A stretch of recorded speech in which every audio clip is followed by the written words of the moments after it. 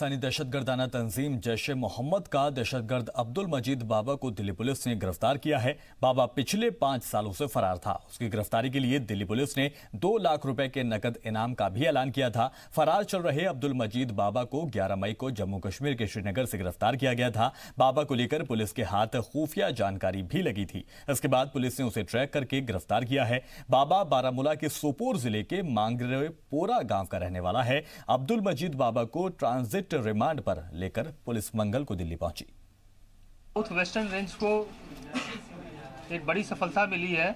इसमें एसीपी संजय दत्त के सुपरविजन में इंस्पेक्टर राहुल और उनकी टीम ने एक जैश-ए मोहम्मद का टेररिस्ट जिसका नाम अब्दुल मजीद बाबा जो कि सोपोर का रहने वाला है, इसको 11 तारीख को शाम के समय श्रीनगर में अप्रहेंड किया था।